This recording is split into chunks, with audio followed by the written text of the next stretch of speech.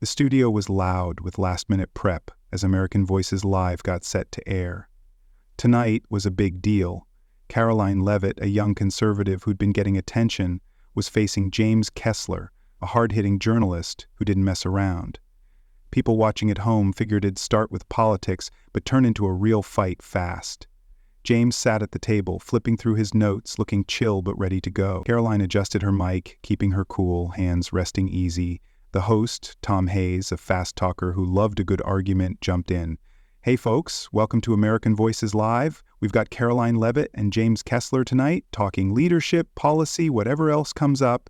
Let's get rolling." The first 30 minutes were all about the usual stuff. James threw questions at her: taxes, healthcare, immigration. "You're pushing tax cuts again, Karoline," he said, voice sharp. "Who's paying when the country's already in debt?" "Regular people," she shot back. "Give them money back, they spend it, businesses grow, it's not hard." He wrote something down. "Okay, healthcare premiums are up. What's your fix?" "Let insurance companies fight for customers," she said. "Open up plans across states. Prices drop when there's competition." They kept at it like that. James poked holes.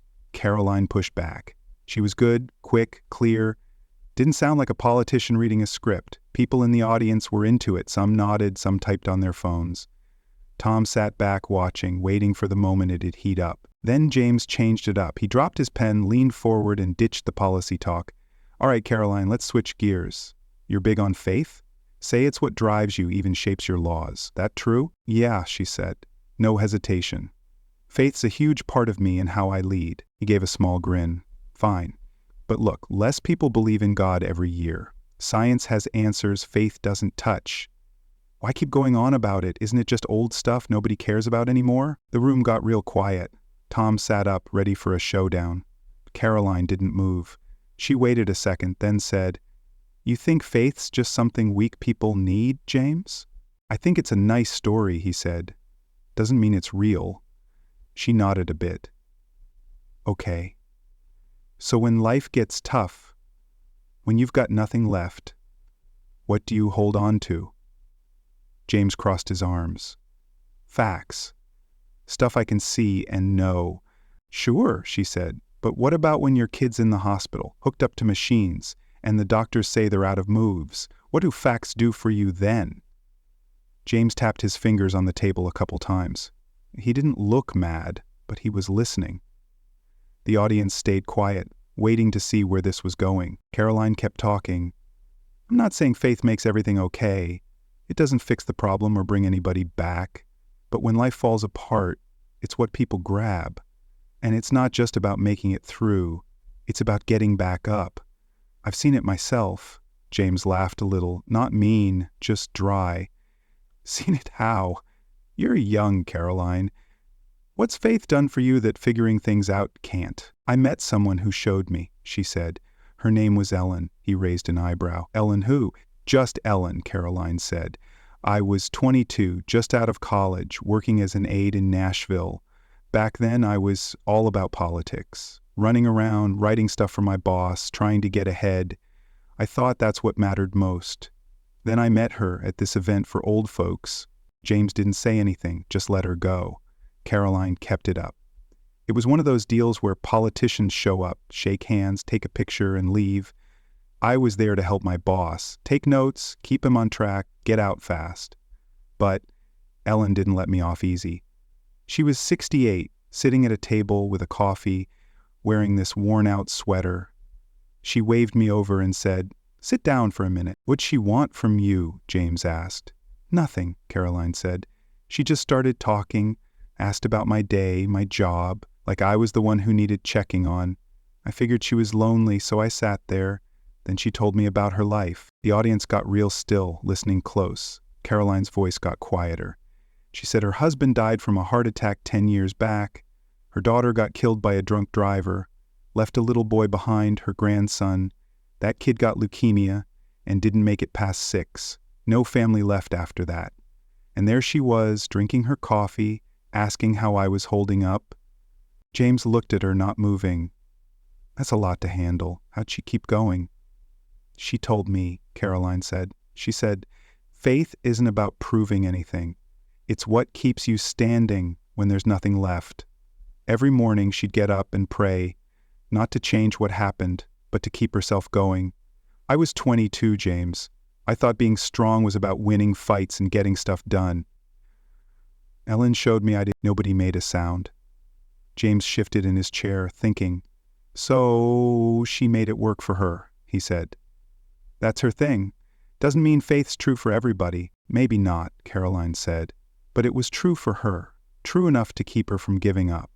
And I've seen it all over. People lose everything and still get out of bed. Faith's not just a fairy tale, it's what keeps them together when nothing else can. James scratched his chin. You're good at this, Karoline, but let's be real. Religions caused problems. Wars, scams, bad people doing bad things. You're sticking up for something that's got a lot of baggage. I'm not blind, she said, staying firm. People mess up faith, use it for dumb stuff like power or money, always have.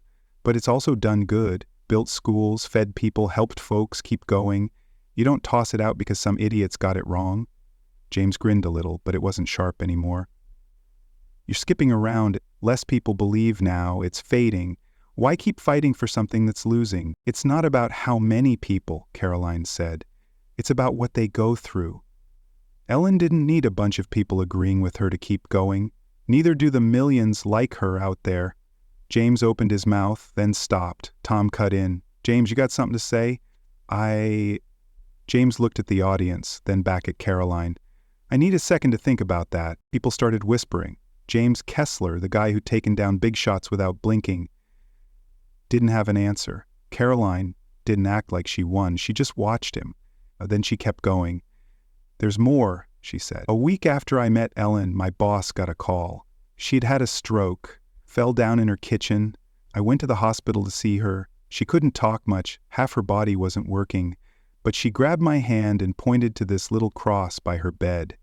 She smiled at me. 2 days later, she was gone. James didn't move, just stared at her. That's tough, he said, but it's still just one person's story. It's not, Karoline said, looking him in the eye. It's tons of stories, people you'll never meet, holding on to something you can't touch. Call it whatever, but you can't say it's nothing. James leaned back. You're turning this into feelings, he said.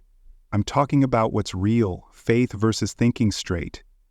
You're dodging the point. I'm not dodging, she said. Thinking's fine until it runs out. What do you do when the doctor calls and says it's over? What's your answer then? James didn't jump in. He tapped his fingers, looking for words. I'd deal with it, he said after a bit. You don't need God to face hard stuff.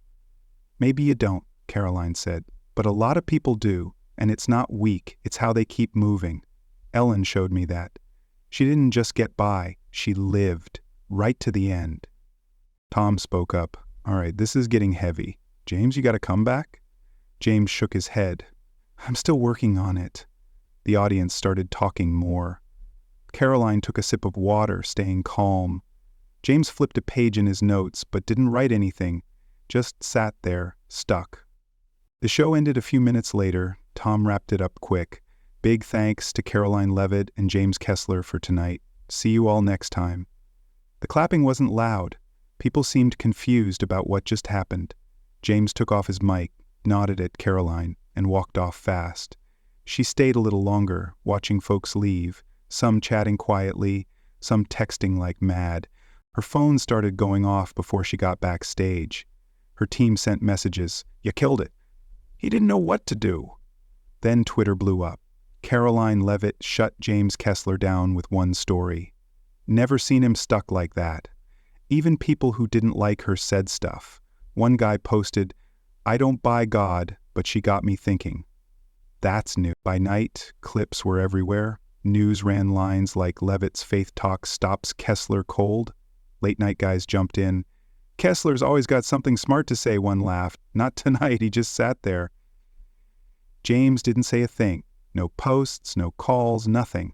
Then, next morning at 9:15, he put up a tweet. Been at this 32 years. Last night, I didn't have an answer. Still don't. People went nuts. Some made jokes, some were shocked, some said it was cool he owned it. Karoline's email box was packed by noon. One stuck out, from a lady named Sarah. I quit church when I was a kid. Watched you last night and cried hard. I don't know if I believe anything, but I miss having something to believe in. Thanks for that. A few days later, it was still going strong. Podcasts talked it over. Did she just shake things up big time? A scientist posted online. Faith and facts don't have to be enemies. She showed why people hold on to it. A funny guy said on his show, "I'm not praying yet, but Karoline's got me thinking. Hope's a big deal." Then something crazy happened. A week after the show, Karoline's old boss from Nashville called her. "You remember Ellen?" he asked, sounding serious. "Yeah," she said, confused. "What's up?" She had a nephew. They didn't talk much. Had a blowout fight years ago and split. "Guess who called me after your story went everywhere?" Her stomach dropped. "Who?" "James Kessler." Karoline sat down quick. "Wait, what? How?" Ellen raised him, her boss said. "His mom died when he was a kid, took too many pills. He lived with Ellen till he was 17, then took off. They fought about God and stuff like that. She never stopped caring, though, kept his picture on her wall. She couldn't wrap her head around it. He didn't say a word about it," she said. "He didn't know it was her boss said, not till his cousins saw you on TV, put it together and called him up." Next day, James put out a piece online. "I didn't know Ellen was my aunt," he wrote. "She took me in when I was 15 after my mom was gone. I lived with her 2 years, hated her rules, her praying, her God, called her dumb and left at 17. Never talked again. When Karoline told her story, I didn't connect it, not till my cousins said, 'Ellen kept my picture by her bed all that time,'" he went on. "I've spent my life saying faith's fake, a weak thing for weak people. Last week I saw I got it wrong. Ellen's faith wasn't about being right. It was how she kept caring about me even after I ditched her. I don't know what I think now, but I was wrong about her." That piece hit hard. Twitter crashed for an hour. People couldn't stop talking. Karoline read it at home, her hands shaky. But she didn't just beat him in a debate. She cracked open something he didn't even know was there. It kept going. News ran big headlines. "Kessler's shocker changes everything." People called radio shows. "Did she know? Is this for real?" They talked about Ellen, James, fixing old fights. Sarah emailed again. Read his story, cried again, called my sister. "We hadn't talked in 6 years. Thank you." A week later, Karoline was in her office, still hearing about it. Her team was busy. TV people wanted her. Groups asked her to talk. She didn't care about that stuff. She kept thinking about Ellen's smile, James's words, Sarah's note. She just wanted to tell a story that meant something to her, not turn people's lives upside down.